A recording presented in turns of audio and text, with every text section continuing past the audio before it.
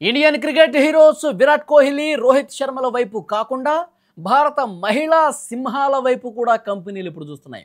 భారత మహిళా క్రికెట్ జట్టు ప్రపంచ కప్ను గెలుచుకుని చరిత్ర సృష్టించిన తర్వాత వారికి మైదానంలో మాత్రమే కాదు బ్రాండ్ ఎండార్స్మెంట్స్ విషయంలో కూడా దశ తిరిగింది. ఈ చారిత్రక విజయం తర్వాత ఉమెన్ ఇన్ బ్లూ క్రీడాకారుల బ్రాండ్ వాల్యూ ఏకంగా 25 నుంచి 100% వరకు పెరిగినట్లుగా తెలుస్తోంది. ఆస్ట్రేలియాతో జరిగిన సెమీఫైనల్లో 127 పరుగులతో అజేయంగా నిలిచి జట్టును ఫైనల్కు చేర్చిన జెమిమా రోడ్రిగ్స్ బ్రాండ్ విలువ ఏకంగా 100% పెరిగింది. ప్రస్తుతం ఆమె ఒక్కో బ్రాండ్ ఒప్పందానికి ఏకంగా 75 లక్షల నుంచి 1.5 కోటి వరకు డిమాండ్ చేస్తున్నట్టుగా తెలుస్తోంది. ఆ ఒక్క ఇన్నింగ్స్ జెమిమా బ్రాండ్ జర్నీని పూర్తిగా మార్చేసింది.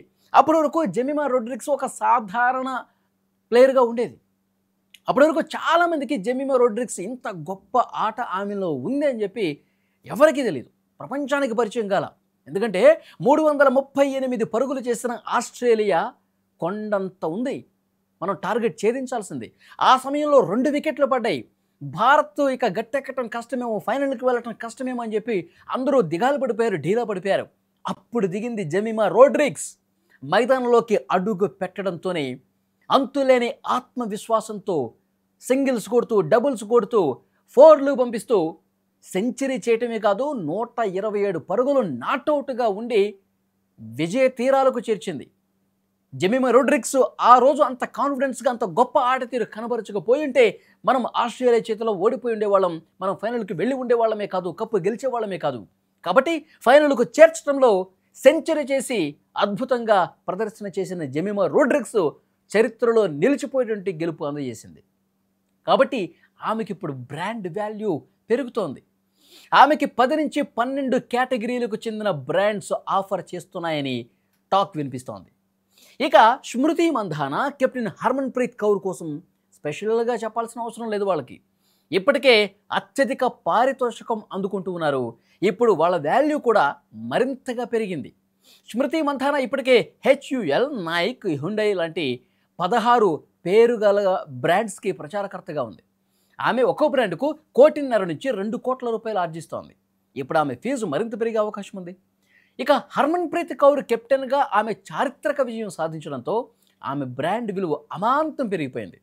వీళ్ళతో పాటు రిచా ఘోష్ కావచ్చు, దీప్తి శర్మ కావచ్చు, షఫాలి వర్మ కావచ్చు, ఇలాంటి గొప్ప గొప్ప ప్లేయర్స్ కూడా కంపెనీస్ వీళ్ళ కోసం కూడా పోటీ పడతా ఉన్నాయి.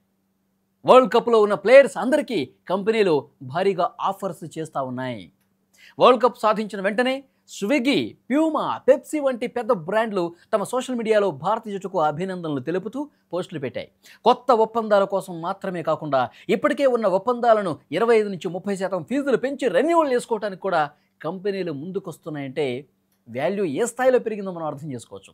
వరల్డ్ కప్ విజయం భారత మహిళా క్రికెటర్లకు ఎంతో కాలంగా రావాల్సిన గౌరవాన్ని, ఆర్థిక గుర్తింపును తెచ్చిపెట్టింది. ఇకపై మహిళల క్రికెట్ లీగ్లకు, టోర్నమెంట్లకు స్పాన్సర్షిప్స్ విషయంలో తిరుగుండదు. పురుషులు మాత్రమే కాదు, యాడ్స్లో కనిపించేది, బ్రాండ్ల ప్రమోషన్లో కనిపించేది, ఇక నుంచి మహిళలు కూడా పురుషులకు దీటుగా, పురుషులకు పోటీగా మనకి కనిపిస్తారంటంలో డౌట్ లేదు. కోహ్లీ కావచ్చు, రోహిత్ కావచ్చు, హార్దిక్, అయ్యర్, గిల్ ఇలాంటి ప్లేయర్స్కున్న డిమాండ్ వీరు త్వరలోనే అందుకోబోతున్నారు అంటంలో ఏమాత్రం డౌట్ లేదు. ఇప్పుడు వీళ్ళ కోసం కంపెనీలు వెనకాల పడతా ఉన్నాయి.